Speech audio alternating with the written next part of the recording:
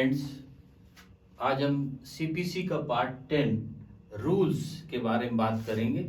इसमें high court को कुछ पावर्स दिए गए हैं कि जो इसके फर्स्ट शेड्यूल में या अन्य कोई आदेश हैं जो इसमें इर्रेगुलरिटी पैदा कर रहे हैं या उन्हें उनका प्रयोग बातिल हो गया है, एनल्ड हो गया है, तो उनमें कैसे परिवर्तन किया जाए उसके बारे में पार्ट 10 बताता है। इसमें आज हम सेक्शन 121 से लेकर के सेक्शन 127 तक डिस्कस करेंगे। इसमें सेक्शन 121 कहता है effect of value in first schedule.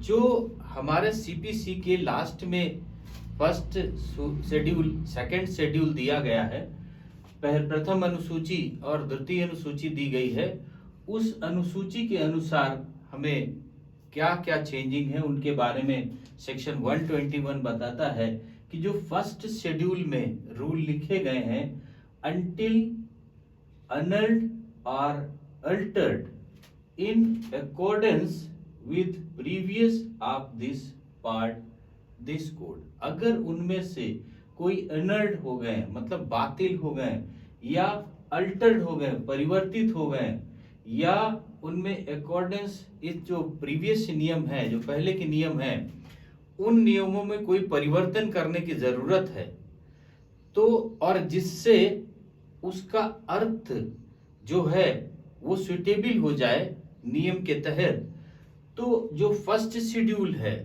उसके नियमों में चेंजिंग जिससे वह दुविधा, वह प्रॉब्लम समाप्त हो जाए, वो पावर हाई कोर्ट को दिया गया है कि हाई कोर्ट अगर उसमें से कोई इफेक्ट है तो उसे परिवर्तित कर सकता है, उसमें फेर बदल कर सकता है। सेक्शन 122 कहता है power of certain high courts to make rule. High court में हम दो पार्ट में बात कर सकते हैं। एक हाई कोर्ट्स में जो जुडिशियल कमिश्नर्स पार्ट है वो अलग है, और बाकी के पार्ट को हम अलग दो पार्टों में करके, हाई कोर्ट तो एक ही है लेकिन हम दो पार्टों में करके इसको समझ सकते हैं। तो इसमें कहा कि सर्टेन हाई कोर्ट्स का मतलब ये है कि जो जुडिशियल कमिश्नर्स पावर है उसको अलग करके बाकी की बात हो रही है यहाँ पर। तो इन्होंने कहा high courts who is not judicial commissioners, मतलब हाई कोर्ट का वह पार्ट, वह लोग जो जुडिशियल कमिश्नर नहीं है, वो हाई कोर्ट्स के जजेस या वो लोग time to time after previous publication, उनको प्रीवियस पब्लिकेशन पूर्व गजट के द्वारा, जो राज्य सरकार के गजट में है, प्रकाशित करके समय समय पर अगर उनमें कोई परिवर्तन है या नया रूल लाने की जरूरत है, make rule civil courts and subordinate courts. जो सिविल कोर्ट में जो सिविल प्रक्रिया संहिता है, ये हमारा सीपीसी है, कोड ऑफ सिविल प्रोसीजर, इसके फर्स्ट शेड्यूल में यानी किसी में कोई परिवर्तन करने की जरूरत है, नया रूल बनाने की जरूरत है अपने सिविल कोर्ट्स के लिए या उसके सबऑर्डिनेट कोर्ट्स के लिए, बस, या उसके निचली कोर्ट के लिए, तो वह रूल बना सकता है। ये इसमें 122 के अंतर्गत उसको पावर दिया गया है। He can change rule first schedule, अगर फर्स्ट शेड्यूल में कोई रूल बना हुआ है और उसे परिवर्तित करने की जरूरत है तो ऑफिशियल गजट में पूर्व प्रकाशित करके उसमें परिवर्तित भी कर सकता है। ये बात सेक्शन 122 में हो गई कि जो जुडिशियल कमिश्नर नहीं है हाई कोर्ट का, वह भाग अदर, मतलब जो पूर्व प्रकाशित करके फर्स्ट शेड्यूल सूची के जो रूल रेगुलेशन है, अगर उनमें परिवर्तन करने की जरूरत है परिवर्तन कर सकती है, नए रूल बनाने की जरूरत है तो वो नए रूल बना सकती है। अब बात आती है सेक्शन 123 की, constitution of rule committees in certain states. कुछ राज्य ऐसे हैं जिनमें ये रूल बनाने की कमेटी होती है, सब में नहीं, कुछ में ऐसे हैं कि जिनमें रूल बनाने की कमेटी फॉर्म है। अब यहाँ अभी तो बात हो गई कि चेंज कर सकते हैं, अब बात आ गई कि रूल कमेटी बनेगी कैसे। तो इसमें कहा गया एट द टाउन, ऐसे नगर में usual place sitting high court, high court जहां पर बैठती है कि निश्चित स्थान पर, वहां पर जो ये नियम बनाएगी उसको हम क्या कहेंगे, रूल कमेटी कहेंगे या नियम समिति कहेंगे। हाई कोर्ट के उस पार्ट पे जहां पर उस शहर में उस जगह ये बैठ के कमेटी बनाएगी उसको हम रूल कमेटी कहेंगे। और उस रूल कमेटी में कौन कौन होगा, 3 हाई कोर्ट के जज होंगे, 3 हाई कोर्ट के जज होंगे।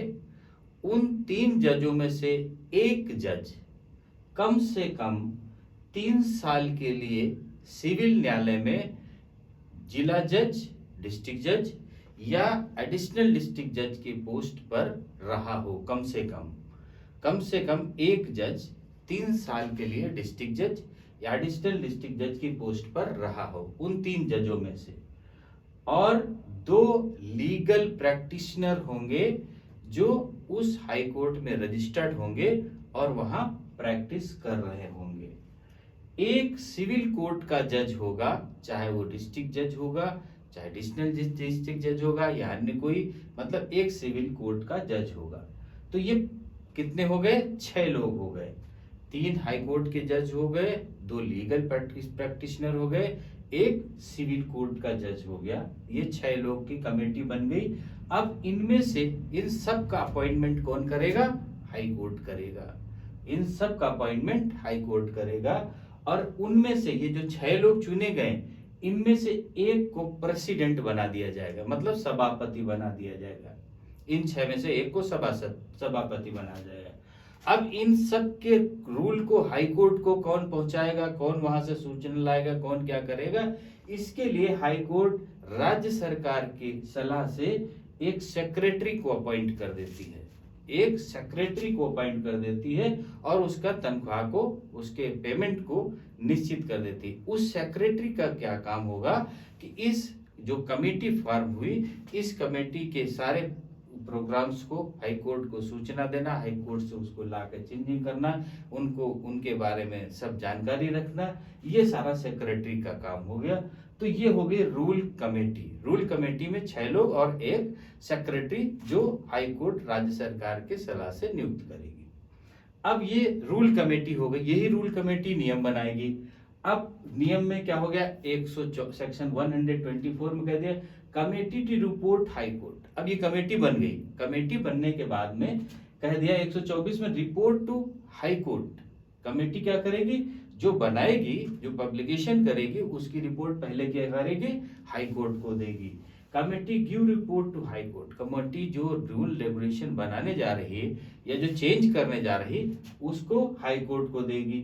हाई कोर्ट को बताएगी कि ये अनल है, अल्टर है या ऐड रूल है, ये बातिल है या परिवर्तित है या इसमें रूल चेंज करना है और क्यों चेंज करना है। इन फर्स्ट शेड्यूल जो हमारी प्रथम अनुसूची में है उसमें किस रूल को हम परिवर्तित कर रहे हैं या किस रूल को हम उसमें से आ रहे हैं। For making new rule send report to high court for consider. अब ये रिपोर्ट को हाई कोर्ट को भेज देगा, हाई कोर्ट उस पर अवलोकन करेगा, उसको कंसीडर करेगा, उस पे अगर कुछ कमी होगी तो उसको सलाह देगा और सलाह देकर परिवर्तित कराएगा। और ये सारे कार्य करके जब उसको फाइनल आ जाएगा तो स्टेट गवर्नमेंट की वजह से कंसल्ट करके उसको गजट में प्रकाशित कराया जाएगा। ये बात तो सेक्शन 124 में हो गई कि वो हाई कोर्ट को रिपोर्ट देगा। अब सेक्शन 125 कहता है power of other high courts to make rule. अभी तो हमने कहा हाई कोर्ट को 2 पार्ट में करके यहाँ पर देखेंगे, एक तो हम जुडिशियल कमिश्नर का पार्ट देख रहे हैं, एक अदर को दे रहे हैं। तो अदर में हमारी क्या आ गई, रूल कमेटी आ गई। अब सेक्शन 125 में कह दिया कि power of other high courts to make rules. अभी जुडिशियल कमेटी का कार्य नहीं आया था, अब क्या आ गया, अब आ गया जुडिशियल कमिश्नर्स का वर्क। तो under section 125 specified other high court. Other high court का मतलब होगा जुडिशियल कमिश्नर वाला पार्ट। तो जो जुडिशियल कमिश्नर वाला पार्ट है में एक्सरसाइज वो क्या करेंगे, वर्क करेंगे और स्टेट गवर्नमेंट के जो रीति और शर्तें होंगी उन शर्तों को अध्यारोपित करके और स्टेट गवर्नमेंट जो चाहती है कि ऐसे रूल है और जो हमारी रूल कमेटी चाहती है उनसे मिला जुला करके हम जुडिशियल कमिश्नर के द्वारा रूल को मेक करेंगे। ये पावर दे दी गई सेक्शन 125 में। किसको दे दी गई? जुडिशियल कमिश्नर हाई कोर्ट्स के पावर को, हाई कोर्ट के जुडिशियल कमिश्नर पार्ट को ये पावर दे दी गई। तो अब हाई कोर्ट का वो पार्ट जो जुडिशियल कमिश्नर है वो राज्य सरकार के से कंसल्ट करके उनकी रीति और शर्तों के अनुसार जो हमारे फर्स्ट शेड्यूल या अन्य कोई जो बातिल हो रहे हैं, जो परिवर्तित करने योग्य हैं या नए रूल बनाने के हैं, उनका वर्क ये करेगी। ये 125 में इसको पावर दिया है। अब सेक्शन 126 में कह दिया rule to be subject to approved. अब अभी हमने कहा जुडिशियल कमिश्नर स्टेट गवर्नमेंट्स के कंसल्ट से करेगी, तो अब 126 में कह दिया कि previous approved of the state government, जो राज्य सरकार होगी उसकी पूर्व अनुमति से वर्क करेगी। अगर क्या है? स्टेट है तो, अगर वो स्टेट नहीं है तो सेंट्रल गवर्नमेंट से परमिशन करेगी।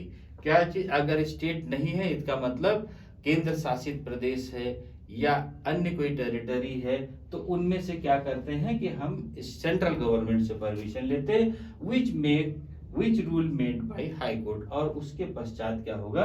रूल वो फॉर्म होगा। ये अभी तो हमने यहाँ पर क्या किया? 125 में स्टेट गवर्नमेंट को ले लिया।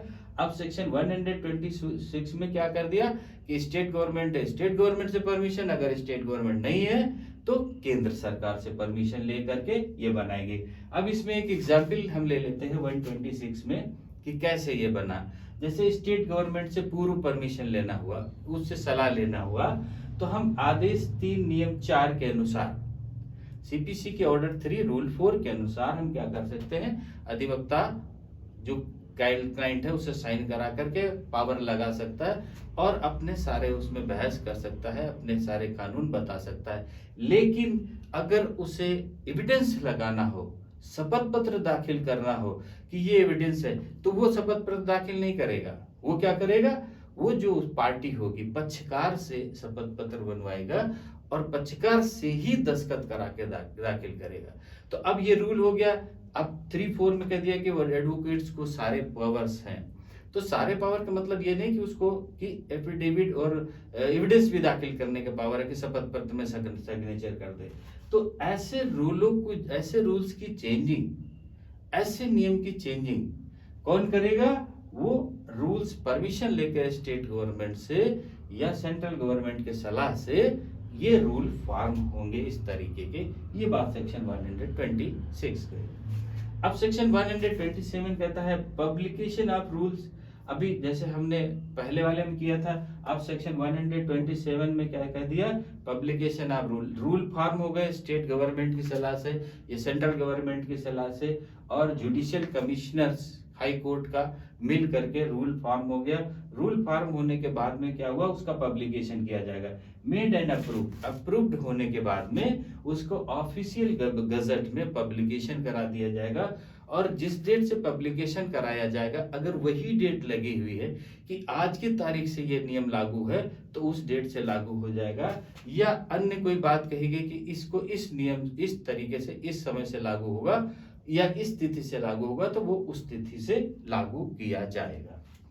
तो अब इसमें सेक्शन 121 कहा था कि फर्स्ट शेड्यूल का इफेक्ट जो है उसमें वैल्यू क्या होगी, उसमें क्या परिवर्तन होगा। सेक्शन 122 में हाई कोर्ट का पावर दे दिया गया जो जुडिशियल कमिश्नर नहीं है। सेक्शन 123 में कह दिया कि जो रूल कमेटी बनेगी वो कैसी होगी। सेक्शन 124 में कहा कि जो कमेटी होगी रूल कमेटी रूल बनाएगी और हाई कोर्ट को वो क्या करेगी? रूल बना करके भेजेगी, उसको उससे सलाह ले लेगी, कंसीडर करेगी। सेक्शन 125 में कह दिया हाई कोर्ट को पावर है मेक रूल में, मतलब अभी हमने जुडिशियल कमिश्नर हटा दिया था 122 में, अब 125 में कह दिया कि अदर का मतलब जुडिशियल कमिश्नर वाला पार्ट, वो स्टेट गवर्नमेंट की जो शर्तें होंगी, नियम कानून होंगे, उनके से मिल करके उसको कंसल्ट करके बनाएगी और उसमें 126 में उनसे अप्रूव्ड करा लेगी स्टेट गवर्नमेंट या सेंट्रल गवर्नमेंट से, और 127 क्या करे, उनको प्रकाशित करवा देगी। प्रकाशित करा करके वो रूल लागू हो जाएंगे। तो ये सिंपल सी बात कही गई सेक्शन 121 से लेकर के सेक्शन 127 तक। अब सेक्शन 128 से हम नेक्स्ट पार्ट में मिलते हैं। ओके, थैंक यू, जय हिंद।